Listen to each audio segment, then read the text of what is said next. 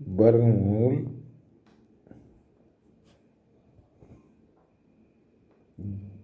ज्ञात करने की विधियाँ।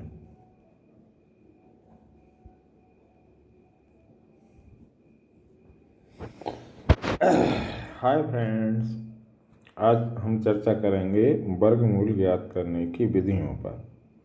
वर्गमूल ज्ञात करने की मुख्य रूप से 3 विधियाँ होती तो बहुत सारी हैं। एक अधिक एन पूर्वैंड, एक न्यून एन पूर्वैंड विधि इत्यादि इत्यादि होती हैं, लेकिन मुख्य रूप से 3 विधियाँ होती हैं। पहली विधि होती है बार बार घटाने की विधि।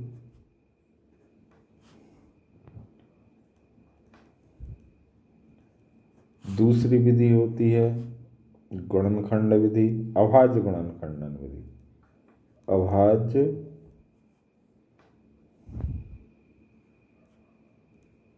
गुणनखंड विधि। और तीसरी विधि होती है भाग विधि।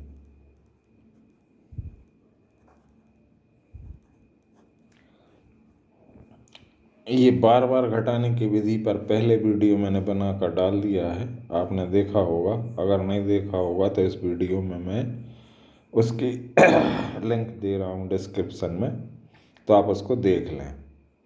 अभाज्य गुणनखंड विधि और भाग विधि पर आज हम चर्चा करते हैं।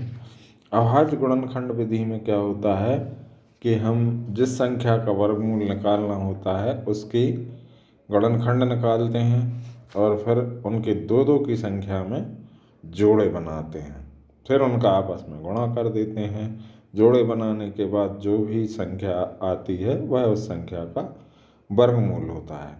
तो सबसे पहले हम अभाज्य गुणनखंड विधि पर चर्चा करते हैं। मान लीजिए कोई संख्या है 144, इसका हमें वर्गमूल निकालना है। तो सबसे पहले हम इसके अभाज्य गुणनखंड निकालेंगे।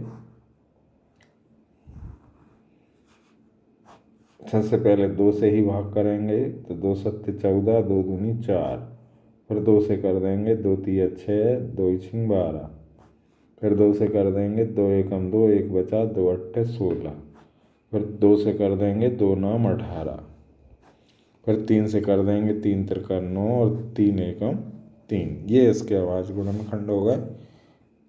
इनको हम इस प्रकार से लिख लेंगे 3 गुणित 3 2 12 आए हैं, फिर गुणित 2 गुणित 2 गुणित 2 गुणित 2 4 बार आए हैं, तो हम इनको 4 बार लिख लेंगे। अब इनमें 2-2 की संख्या में जोड़े बनाएंगे। 3-3 का एक जोड़ा बना, इसको 1 बार लिख लेंगे। 2-2 के 2 जोड़े बनेंगे तो इसको 2 बार लिख लेंगे, इस प्रकार से। अब इन 3 संख्याओं को गुणा कर देंगे। 3 दूनी 6, 6 दूनी 12, तो √ 144 इज इक्वल टू 12, यानी 144 का वर्गमूल 12 हो गया।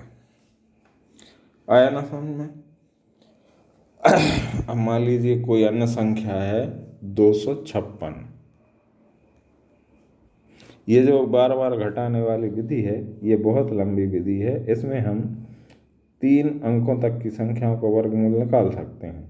निकाल तो हम किसी भी संख्या का सकते हैं, लेकिन वो ज़्यादा लंबी हो जाती है, इसलिए थोड़ी दुष्कर होती है।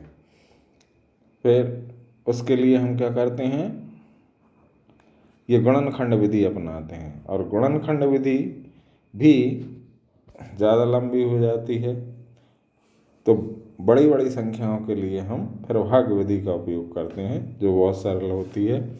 और भाग विधि के द्वारा हम दशमलव वाली संख्याओं का या परिमेय संख्याओं का भी वर्गमूल निकाल सकते हैं। चलिए अब हम 256 का वर्गमूल निकालते हैं।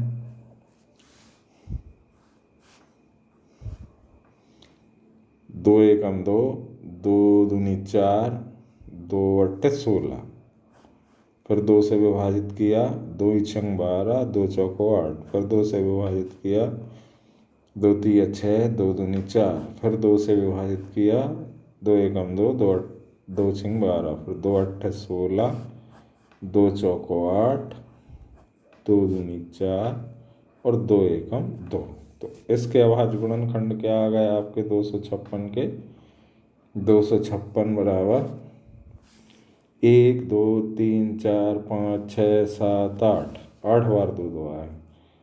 1 2 3 4 5 6 7 और 8, 8 बार हम इसको लिख देंगे। अब फिर 2 2 की जोड़ी बनाएंगे तो 1 2 3 और 4 जोड़ियाँ बन जाएंगी। तो हम इसको 4 बार लिख देंगे, 2 गुणित 2 गुणित 2 गुणित 2। फिर इनका गुणा कर लेंगे, 2 दूनी 4, 4 दूनी 8, 8 दूनी 16। तो वर्गमूल 256 बराबर 16। इस प्रकार से हम ये गुणनखंड विधि द्वारा वर्गमूल निकाल लेते हैं। अब तीसरी विधि होती है भाग विधि। भाग विधि में जैसे 256 पर ही हम चर्चा करें तो सबसे पहले इकाई की ओर से 2 2 के समूह बनाए जाते हैं।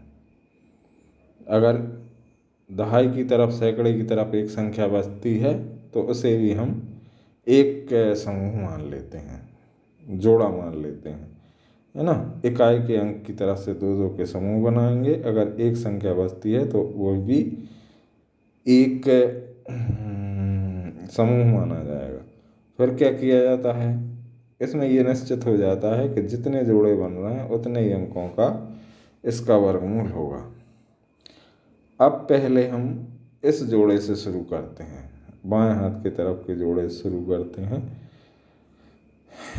अब इसमें हमें कोई ऐसी संख्या सोचना है जिसका वर्ग 2 से 2 के बराबर हो या 2 से कम हो। तो ऐसी संख्या एक ही होती है, 1।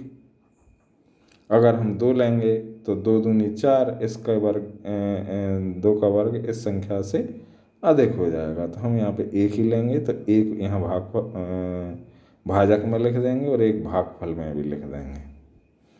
फिर क्या करेंगे, इसका और इसका गुणा करेंगे तो यहाँ पे 1 ही आएगा और यहाँ पर लिख देंगे। फिर जैसा कि हम भाग देने में घटाते हैं उसी प्रकार से यहाँ पे हम घटा देंगे। फिर इस संख्या को इसी संख्या में एक बार जोड़ देंगे तो 1 और 1 2 आ गया। अब क्या करना है हमें, ये एक संख्या नहीं उतारना, भाग करते समय हम एक संख्या यहाँ लिख लेते हैं, यहाँ पे ये पूरी जोड़ी उतारी जाती है। 156 हो जाएंगे। अब हम 2 का भाग 15 में करेंगे, कितनी बार जाएगा, 2 सत्ते 14, 2 अट्ठे 16, 6 बार जाएगा, 2 सत्ते 14। अगर हम यहाँ पे 27 लिखेंगे तो ये इससे ज़्यादा आएगा, इसलिए हम 6 लिखेंगे यहाँ पर। ना 7 बार देंगे ना 8 बार देंगे, 6 बार देंगे। तो 6 यहाँ भी लिखेंगे और यहाँ भी लिखेंगे। अब इस 6 का इस 26 में हम गुणा करेंगे। आया ना समझ में? जो भी संख्या यहाँ पर बनी है हमारी, उसका इस संख्या से गुणा करेंगे, दोनों अंकों से नहीं, केवल एक अंक से। तो 6 का 6 में गुणा किया, 6 छंग 36 की 6, हंसलाए 3, 6 दूनी 12 और 3 15। अब इसको घटा देंगे, कुछ नहीं बचा, तो हमारा वर्गमूल हो जाएगा 16। √256 इज इक्वल्स टू 16। इस प्रकार से हम वर्गमूल निकाल लेंगे। ये संक्षिप्त चर्चा हमने तीनों विधियों पर करी है। अब विस्तार से हम अगले वीडियो में हल करेंगे।